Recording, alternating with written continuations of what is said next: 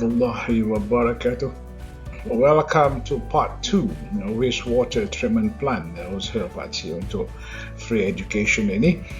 Okay, before we go on, PokCik nak remind everybody, especially our Muslim brothers and sisters, please do not watch this video kalau you dah ada dalam masjid, khutbah Jumaat, kuliah, tazkirah, majlis ilmu dan sebagainya. Please pay attention to that. Now, back to this particular video. Kita hari ini dalam bahasa Melayu, reminding myself all the time, part 2 ini, I hope you dah melihat part 1 ya. Part 2 ini kita memberikan atau share lebih detail mengenal air buangan ni, atau sama ada wastewater daripada industri yang sekarang ini dipanggil industrial wastewater atau industrial effluent, atau sama ada air buangan daripada kawasan-kawasan perumahan yang masuk sistem-sistem kumbahan, rawatan kumbahan atau loji rawatan kumbahan, atau in English sewage treatment system, okay?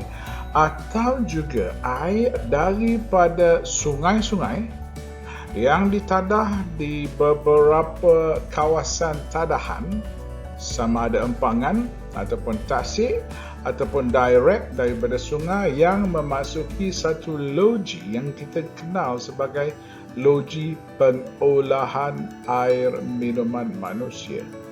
Now listen carefully.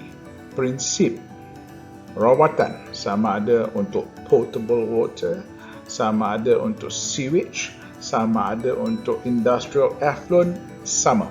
Ada involve physical chemical, ada. Itu bergantung kepada wujud tak bahan-bahan inorganik. Ada involve aeration, ada. Ada involve biological system seperti aeration atau even anaerobic, mungkin ada. Bergantung kepada objektif air itu dirawat. Alright, so now before we go on into so much detail, PokCik nak share ini, dalam part 2 ni kita akan mengenal pasti. Kita akan mengenal pasti apa itu organic constituent, kandungan-kandungan organik dalam air buangan. Apa itu organik? Sebab tidak semua yang terlibat dengan wastewater treatment plant, especially auditors, yang fasih perkara ni. Kalau you competent person, biological system tidak ada masalah. Competent person, physical chemical system tidak ada masalah. You are well trained. Tapi kalau you are from other discipline, mungkin saya pernah lihat seorang auditor, background dia accounting, terpaksa buat environmental audit way back many years ago. So saya end up bagi sikit guide ya. So never mind. Tak apa, we will learn, we can learn, okay? Benda ni tak masalah. It doesn't mean that you have got to be a chemist or you got to be a chemical engineer to understand simple basic things like this. Don't worry, it's made simple for all, okay? Dan dalam effluent kita juga, adakah ia inorganic? Apa itu inorganic? Atau ia adalah campuran kandungan bahan-bahan organik dan juga bahan-bahan inorganik. Air buangan yang macam mana? So this is what we will do. And untuk mengenal pasti sama ada air buangan kita organik ataupun tidak, here you are. We have got to do apa yang dipanggil wastewater characteristic study. How to do it?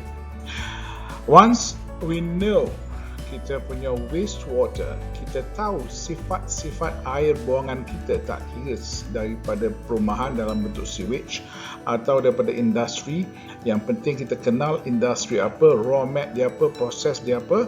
Once we know all that, kita melakukan wastewater characteristic study untuk memperincikan elemen-elemen yang ada dalam air buangan itu apa dan berapa banyak. What and how much. Ini penting. How much ni concentration lah. What itu elemen apa? Heavy metals jenis apa? Salts jenis apa? Organic jenis apa? You know, remember the last slide I sebut pasal ni sedikit? It's a bit detailed this day, hari ini. Dan selepas kita tahu sifat-sifat air buangan itu, baru kita boleh decide whether we need to have physical treatment, whether we need to have chemical treatment. Sama ada air buangan itu untuk dirawat sehingga selepas rawatan dia mematuhi had-had piawai alam sekitar dan boleh diterima oleh alam sekitar apabila dilupuskan ke dalam sungai, parit dan sebagainya. Adakah kita memerlukan satu sistem biological treatment? Itu yang you pernah dengar, aeration, anaerobic dissolved air flotation dan sebagainya. Okey, ini kita bincang slow-slow. Especially in my mind, some of us are new, especially students. I hope video ini juga membantu lecturers dalam bentuk memberikan a little bit of a different perspective dalam konteks menyediakan bahan untuk students, ya. And juga those yang baru mengikuti kursus competent person sistem rawatan effluent ini, this is a good start for you to understand, fahamkan secara asas. Okay, now ini Pakcik cubalah menceritakan secara ringkas, secara awam, secara I'm not trying to be academic, ya, tapi saya harap you faham saya terpaksa meletakkan sedikit elemen akademik sebab ia adalah ilmu. Okay, and when we talk about knowledge, we must really know what it is. Now, dalam effluent kita kena kenal basic classification. Apa dia? Ada setengah-setengah effluent itu adalah jenis, nampak, organic. Apa itu organic? Ini yang nak cuba Pakcik terangkan. Dan ada setengah-setengah lain, on the other hand, on the extreme, other end, is effluent yang jenis inorganic. Okay, apa itu inorganic? Now, yang biasanya kita akan menerima effluent dalam bentuk campuran bahan organik dan bahan inorganik. Inilah yang menyebabkan proses merawat air buangan effluent ataupun sewage ni menjadi a little bit extensive disebabkan kepelbagaian kandungan air buangan itu. Okey, apa kandungannya? Kita classify sebagai 3. Organic, inorganic on the other side, dan tengah-tengah mixed. Apa itu bahan organik? Bahan organik ni datang dari alam semula jadi. Pokok adalah organik, ikan yang kita makan adalah organik, dan yang lebih penting, diri kita sendiri ni, our biological being adalah organic.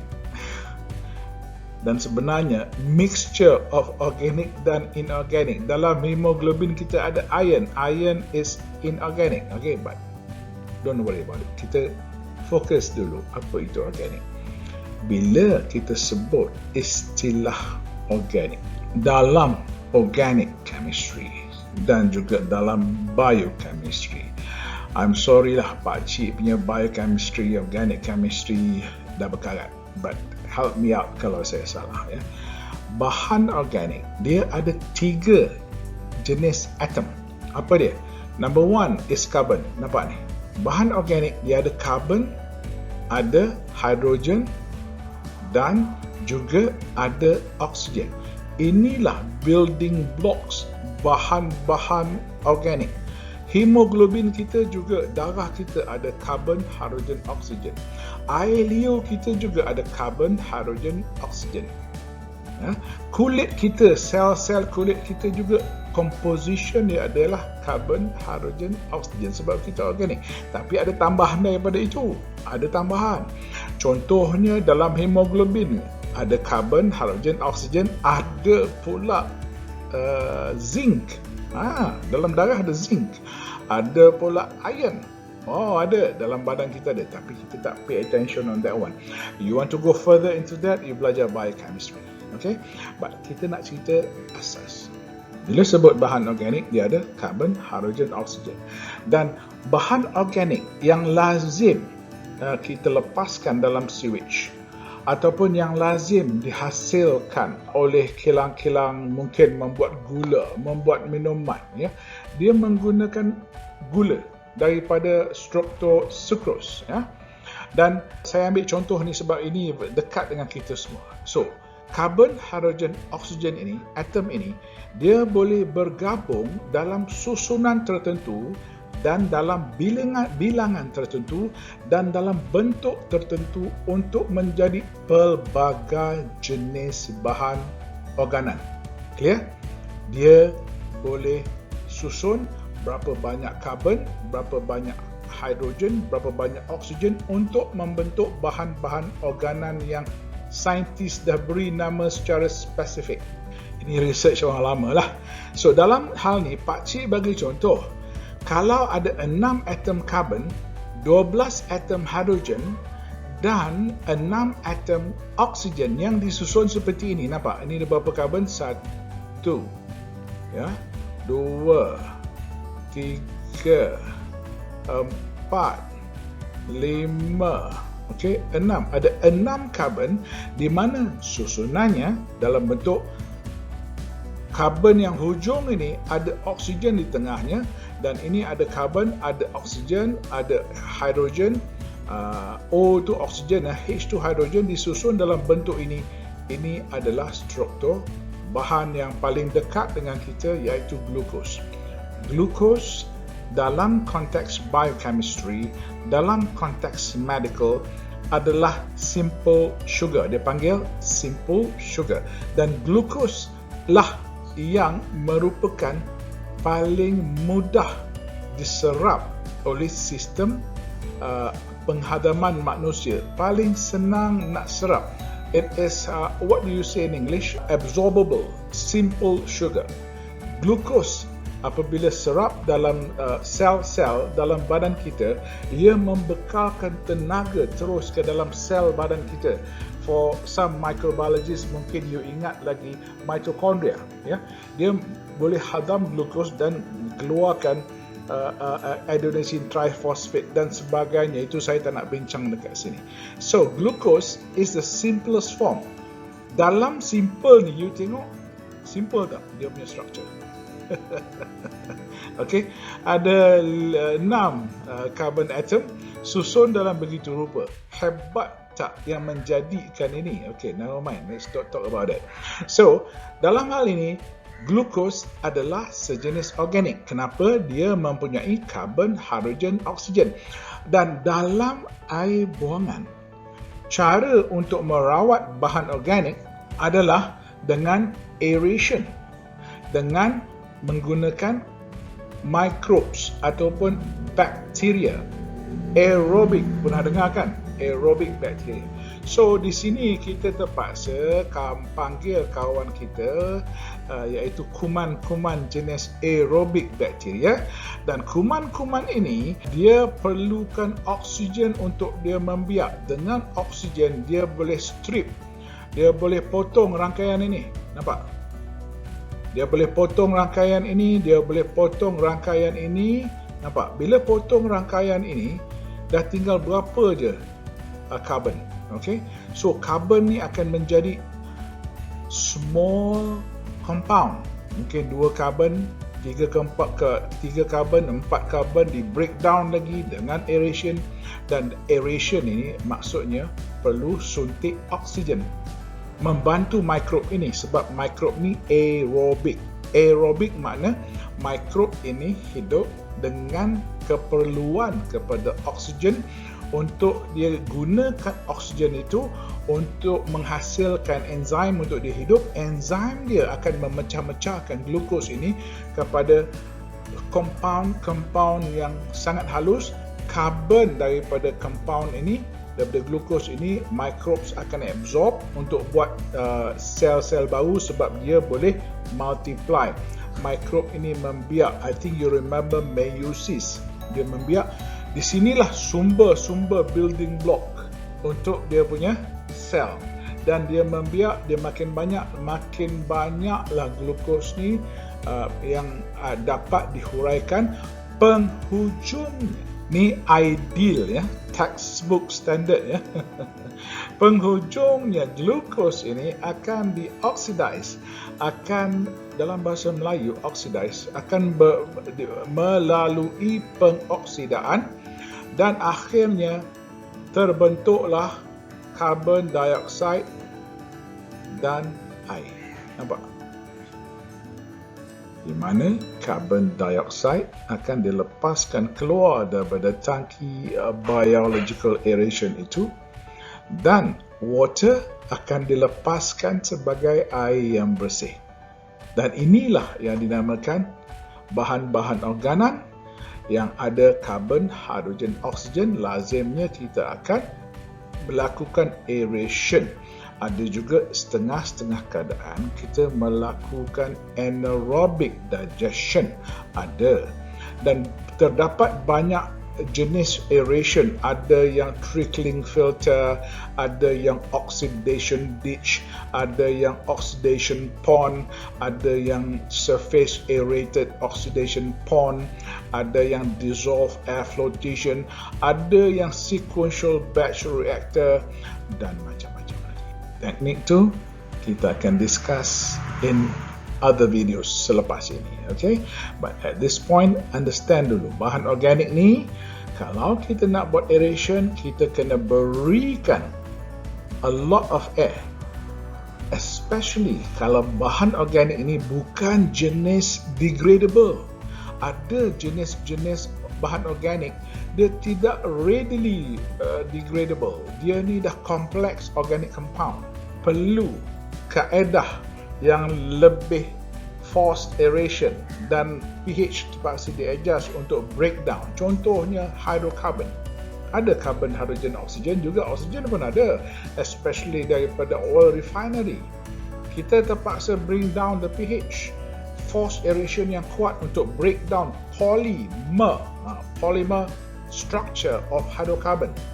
Bayangkan 8 carbon, 12 carbon, 20 carbon, ring structure, benzene ring, melekat dengan satu dengan lain. Ini semua you got to use force. A lot of air and a lot of energy. Dah, nantilah yang lebih-lebih itu kita sambung kemudian. Tapi I nak you faham dulu apa maksud organik. Itulah dia, carbon, hydrogen, oxygen. Now, let's go into inorganic. Apa pula bahan inorganic? Bahan inorganik ni dia mungkin heavy metals, mungkin salts, ya, dan juga mungkin juga inorganic acid.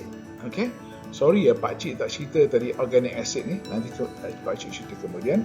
Now, heavy metals ni adalah elemen-elemen logam berat dalam alam sekitar. Contoh mercury, contoh chromium, contoh zinc. Zinc dalam darah kita ada, dalam manusia ada zinc. Contoh barium. Barium ni selalu diguna untuk drilling dalam oil and gas. Contoh cyanide. Cyanide ini rajin ditemui apabila kita nak buat gold plating, membuat fake jewellery. Contoh cyanide banyak. Nickel juga banyak diguna nak buat apa? Nak plating you punya very nice acropovic exhaust pipe, bukan tailpipe depan tu, mounting, ya, exhaust. Apa lagi? Cadmium. Ini biasa ditemui dalam penghilangan bateri rechargeable dan lain-lain. Selenium, beryllium, boron, macam-macam lagi. Okay, all these are heavy metals. Dia bukan bahan organik. Nak rawat dia lain sikit. Okay, so, tapi kita kena kenal dalam effluent kita ada tidak. Dan selain daripada itu ada salts, garam. Dalam air effluent, dalam air sewage, dalam air sungai ada garam. Garam jenis apa? Yang ni saya sebut contohlah, bagi contoh 3 ya. Salts dalam bentuk sulfate, yang ini phosphate, dan yang ini nitrate. Dalam effluent treatment plant biological, nitrate ni penting. Phosphate dengan nitrate ni penting. Phosphate ni lazimnya akan keluarkan phosphorus. Bila phosphorus terpisah, ia menjadi bahan yang sangat digemari oleh green algae, menyebabkan kolam itu hijau. Ini phosphate. Dan lagi bahan inorganik adalah inorganic acid. Kita pernah dengar acid. Acid ada dua jenis, organic acid dan inorganic. Inorganic acid contohnya sulfuric acid, hydrochloric acid, nitric acid dan lain-lain. Hydrofluoric acid pun inorganik juga ya, dan lain-lain. Baik, itu contoh inorganic acid. Organic acid pula, ini struktur ini dia ada carbon, hydrogen, oksigen. Ada CHO, lepas tu ada OOH ya, dia acetic acid, stearic acid, formic acid pun masuk ya. Itu adalah organic acid. Stearic acid ini oleo base ya, oleochemical base. Carboxylic acid ini juga adalah sejenis organic acid. Inilah yang dinamakan bahan organik dalam air buangan, bahan inorganik dalam air buangan. Dan kebanyakan effluent daripada kilang, terutama sekali air buangan sewage, especially daripada commercial area, residential area, merupakan campuran bahan organik dengan inorganik. Okey, dan ini yang menyebabkan kita kena tahu apakah kaedah kita nak rawat. Tapi kalau kita tidak tahu jenis effluent kita, nature of our effluent ni kita tak kenal, very difficult for us to determine what would be kaedah rawatan yang paling sesuai. Dan bagaimana kita nak kenal? Sekarang the next question, bagaimana kita nak kenal dia organic ataupun inorganic? So, ilmu ini, what we do is we got to do analysis. Kita kena buat satu study. Ya, kita kena buat satu study, dan study ini adalah untuk mengenal pasti sama ada air buangan kita organik atau air buangan kita inorganik, atau air buangan kita bercampur antara organik dengan inorganik. Dan selepas kita tahu jenis effluent kita, barulah kita boleh memilih sama ada nak melakukan rawatan secara biological, physical, chemical atau campur ketiga-tiganya. Baik, macam mana cara nak kenal? Baik, saya tunjuk slide ini sebagai panduan kepada semua. Whether you are a factory ke, you consultant ke, you competent person ke, you student ke, you lecturers. Please remember, a grab sample, satu grab sample tidak cukup untuk mengenal pasti secara terperinci satu-satu effluent yang datang daripada sesebuah kilang. So what we need to do secara holistik, saya tunjukkan ya, melakukan analisis yang dipanggil Wastewater Characteristic Study. Saya akan cerita lebih detail sikit lagi. Selepas kita dapat laporan Wastewater Characteristic Study, barulah kita kenal effluent kita atau sewage kita atau air buangan kita itu mengandungi bukan sekadar bahan organik, inorganik sahaja yang kita kenal, tetapi apakah jenis bahan organik, berapa ketumpatan, okey, berapa loading, apakah jenis bahan inorganik, adakah ia iron dan zinc, dan berapa ketumpatan dan berapa load, dia punya flow rate loading. Sebab dalam wastewater characteristic study, flow rate kita akan tahu. Dengan data ini, seorang consultant, chemist atau chemical engineer, especially yang ada pengalaman, akan dapat membuat reka bentuk menggunakan engineering concept apa untuk design apakah jenis wastewater treatment plant yang sesuai untuk kita. Mereka bentuk ini bergantung kepada kilang kita, keupayaan kilang kita, of course dari segi bajet, of course dari segi kawasan, space yang kita ada, dan mereka akan buat design supaya sesuai dengan konteks kita. Namun pelepasan air buangan perlu mematuhi piawai yang dah telah ditetapkan oleh undang-undang dan pihak berkuasa. Selepas siap itu, barulah mereka sebelum buat treatment plant, sebelum buat dalam lab, buat lab scale treatment plant dahulu. Tengok semua unit processes tu merawat tidak seperti mana design. Banyak adjustment kat situ. Dan selepas itu baru kita buat satu pilot plan. Kita upscale besar sedikit, buat pilot plan, run dahulu. Tengok apa hiccups dia. Bagaimana konsistensi rawatan. Apa grey areas. Apa hiccups. Apa masalah. Ada tak isu sludge. Ada tak isu carry overflow dan sebagainya. Ini chemist tahu. Dah. Lepas itu barulah buat blueprint, upscale besar, buat blueprint, buat all the documents, baru notify, hantar notifikasi kepada DOE dan you have 30 days to start. Saya tak nak cerita detail yang tu. Saya nak tunjuk ini. Ini penting. Wastewater characteristic study, sebab kita nak kenal effluent kita organic, inorganic ataupun tidak. Nah, wastewater characteristic study ini adalah satu grab sampling. Mengambil sampling itu setiap 1 jam. Chemist akan pergi di kilang kita, akan mengambil effluent sample every hour. Kalau kita punya effluent itu continuous flow, every hour akan ambil, dan setiap 1 hari itu, all the 24 hours untuk 1 hari dikumpulkan dalam satu bisin besar. Itu dia panggil day 1 composite sample. Dicampurlah jam pukul 7 punya, pukul 8 pagi, 9 pagi sampailah pukul 6 petang, 7 malam, semuanya masuk dalam satu baldi. Ini dipanggil satu composite sampling day 1. Kena buat berapa banyak? 3 hari berturut-turut. Inilah dipanggil wastewater characteristic study. You got to do it for 3 days consecutive. Buat sampling ini. Barulah dipanggil composite sampling. Barulah chemist akan analyze all the parameters. Bukan 1-2 parameter.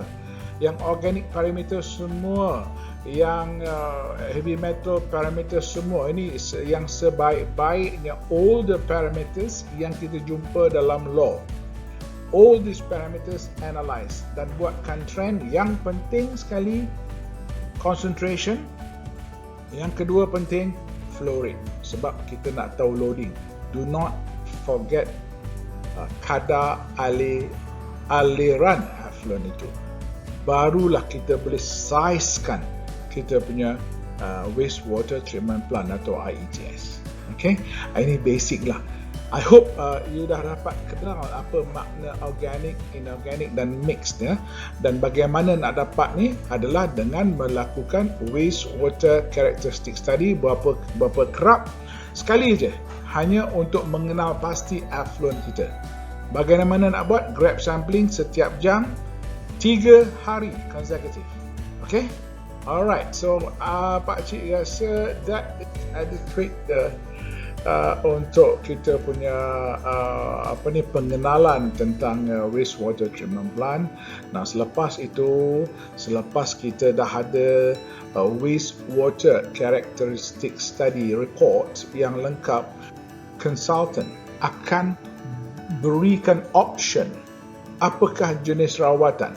Kalau didapati kita punya effluent itu jenis organic, purely organic, tak ada campur inorganic, senang. Maka rawatan pertama nampak gayanya biological system.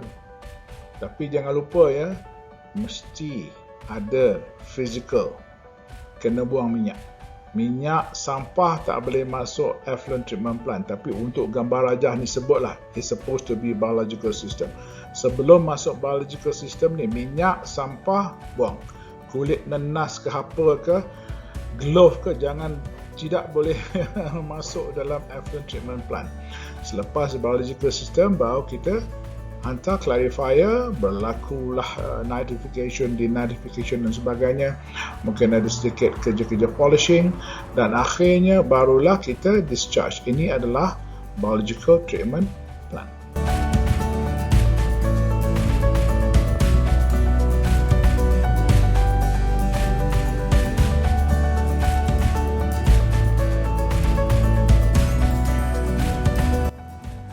Inorganic pula, contohnya air effluent kita ni jenis ada acid jenis daripada electroplating, jenis daripada galvanizing. Ini semua inorganic. Kalau organic ni mungkin palm oil mill, mungkin oleochemical, mungkin kilang membuat cordial, kilang membuat baja dan lain-lain. Okay, termasuk kilang tekstil, ironically, sepatutnya inorganic. So inorganic pula adalah kilang-kilang mungkin yang saya sebut tadi, electroplating dan sebagainya. So rule of thumb, first thing, physical treatment. Apa dia? pH. Apa dia? Buang sampah-sampah. No oil. Oil pun tak boleh masuk dalam flocculation, coagulation, sebab oil, minyak, dia boleh memainkan peranan sebagai satu surfactant. Bila ada surfactant dalam coagulation, flocculation, polymer atau ferric chloride atau alum atau apa saja you pakai tidak akan dapat trap metal ion itu sebab ada oil, ada surfactant. Minyak ni bukan minyak yang kita boleh lihat. Ini minyak yang sparingly soluble dalam air. Sebab itu kadang-kadang kita tidak dapat flocculation, dia jadi carry over floc. Sebab bila kita analyse, ambil sampel, still ada minyak. Untuk flocculation, coagulation, minyak pada mazhab PokCik 1 mg per liter pun PokCik tak terima dah. Make sure no oil.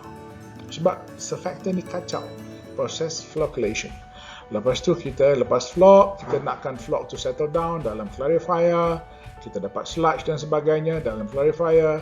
Lepas tu pergi polishing. Ini mungkin kita nak hilangkan bau, mungkin kita guna activated carbon dan sebagainya. Itu cerita kemudian lah. Ini final polishing, barulah kita discharge. Ini inorganic.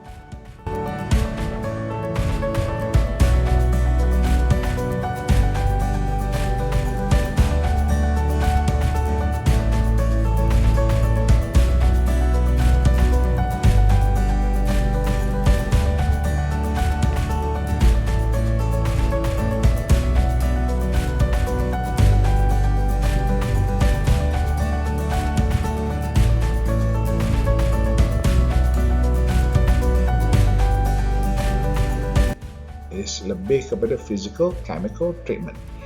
Now what about mix? Nampak? Mix ni dalam physical chemical treatment, buang minyak, buang sampah, lepas tu pergi pada biological treatment. Now rule of thumb dalam textbook memang kita biological system kemudian kita kena flocculation, coagulation dahulu, buang heavy metal dahulu di sini. Di sini dalam chemical physical we remove heavy metal sebab some heavy metal ni toxic kepada microbe. So kita kalau ada heavy metal yang toxic pada microbe, kita kena dahulukan coagulation, flocculation. Ini physical treatment ni, coagulation dan flocculation. Lepas tu baru masuk biological system. Lepas tu barulah masuk clarifier, dapat sludge lagi dan pergi final polishing kalau ada isu lagi warna ke bau ke, dan selepas tu baru kita discharge pada wastewater treatment plant. This is secara menyeluruh kronologi untuk rawatan. Remember, rule of thumb kalau mixed effluent memang dimulakan dengan coagulation, flocculation, nak remove heavy metals. Sebelum tu apa? Physical, remove oil. Make sure oil, minyak tidak masuk dalam biological process ataupun chemical process. Apa nak buat oil? Nak treat? Tak payah treat. Oil can be reused. Skimmer. Skim oil daripada kita punya collection sum atau intake tu. Skimmer, kan kita ada grit chamber dan sebagainya. Remove the oil. Oil can be reused. Okay? Don't worry about it. Ataupun find some way to use it. Tapi kalau tanya you either schedule waste lah. Alright? Baik, so this is the ideology, the basic idea. Kalau kita nak merawat bahan organik macam mana, inorganic macam mana, kalau bercampur macam mana. Remember, physical first. Remove oil, remove sampah. Benda-benda solid tak boleh masuk dalam wastewater. Dia water kan. Dia bukan ada benda solid. Alright, so this is the idea. Ni ringkas yang PokCik buat. Please refer to your respective consultant, respective trainer ataupun lecturers or your books and your notes. Okay, for more in-depth of what is organic, what is inorganic, and what is the chemistry of mixed effluent. Thank you very much for your attention. Thank you YouTube. Thank you subscribers, viewers and supporters of channel PokCik ini. InsyaAllah we meet again dalam part 3 whereby we would be able to discuss about parameters yang important dalam wastewater treatment plant. Until we meet next video, saya sudahi mendoakan semua safe from pandemic, no infection, Jannatul Naim kepada kaum-kaum sahabat muslim kita, and all the best of the rest. Saya sudahi dengan Assalamualaikum warahmatullahi wabarakatuh.